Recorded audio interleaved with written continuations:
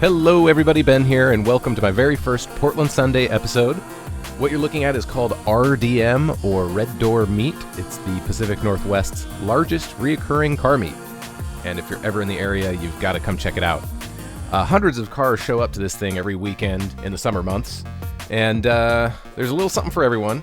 But you guys know what I'm into. I like the Japanese classics, so that's what I'm going to focus on in this series. You know, to be perfectly honest, I wouldn't be able to do this without RDM and the people that put it on. So I wanted to give a quick shout out to Devin, who started the thing, and also to his whole crew. In terms of coordinating a car culture event, this is as good as it gets, guys. So big round of applause for those guys. Also, while I'm doing shout outs, thank you so much to my subscribers. You guys are awesome. There's a few of you who comment on every video and encourage me. You know who you are. You're awesome. I love you. So I've been going to this thing for a couple of years now, but this was neighbor Nick's first time. Yeah, they were great. That's a great rally car. I would gladly, there's some guy in our neighborhood selling one for $1,500. That's the Red Door.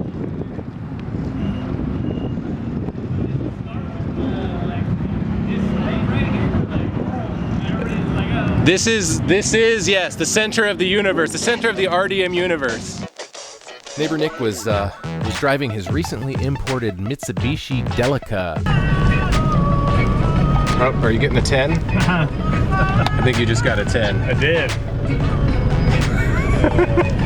My friends across the pond might call that a Delica. I'm just basing that on how you say Celica. I don't know. Anyway, it doesn't matter. His Delica is absolutely hilarious and awesome and badass and all of those things packaged in one, like a lot of Japanese cars are, because they're unconventional by American standards, but my goodness, so much fun. Thank you so much to neighbor Nick. So consequently, his Delica is going to be the first of 4 featured cars in this video.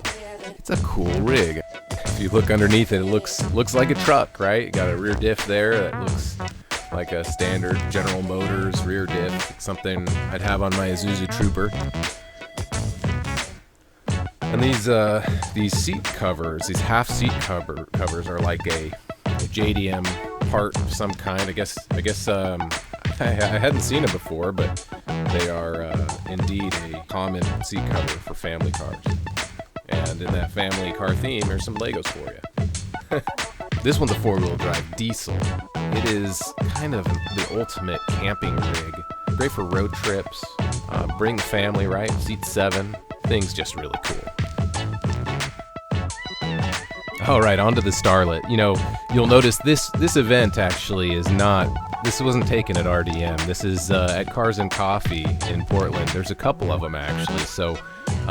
Yeah, if you live in Portland, there's some really good stuff going on automotive-wise. This Toyota Starlet is incredible. It's really tastefully done.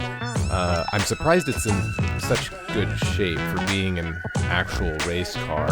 Man, I've wanted a Starlet for a while, and it was really neat to see one that had some love put into it.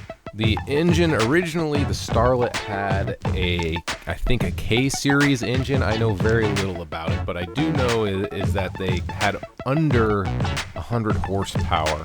And as you can see here, this is interesting, right? The longitudinal motor, you can tell it's a rear-wheel drive car, which interesting for the time. A lot of these 80s Econobox style cars were front-wheel drive, but anyway, you can see the conversion done here is a 4 AGE with dual side draft carburetors.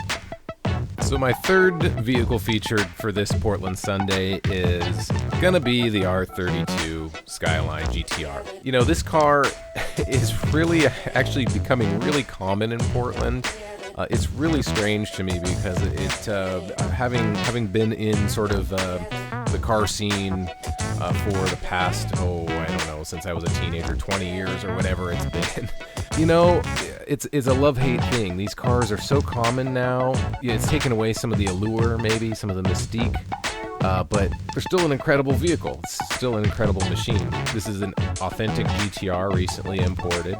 I actually don't know as much about these cars as I should, partially because, again, everybody loves this car so much. I tend to be interested in things that are maybe less common or less known, you know, where things where that history could potentially be lost. And getting back to this particular GTR, for those of you that don't know much about this car, you can look them up. RB26 DETT. It's a 2.6 liter inline six that is just a monster. They put out roughly 300 horsepower and yada yada. Everybody loves this car, and they probably should. And guys, I gotta end it on this insane Datsun 510 with an SR20 DET stuffed into it. Absolutely beautiful. You could eat out of this engine bay, and I don't know. I'm incredibly jealous of whoever put this thing together. Good work. I'm gonna find you one of these days, by the way. In fact, if you see this video, hey, leave a comment. I like your car. Maybe we can get you featured and go into more detail on this thing. But anyway, just incredibly tastefully done. Yeah, I've always loved the 510. I think it's a great car. In America, this is kind of the first introduction, either this and or the Z car, the Fair Lady, as it's known elsewhere.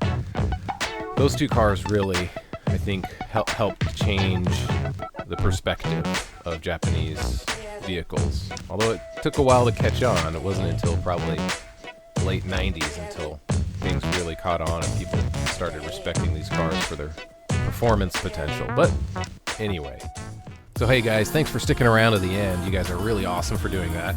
If you like this video, please subscribe if you haven't already. Check out my other videos. I'm just sort of getting off the ground here. Anyway, I really appreciate it. You guys have a great day. Bye.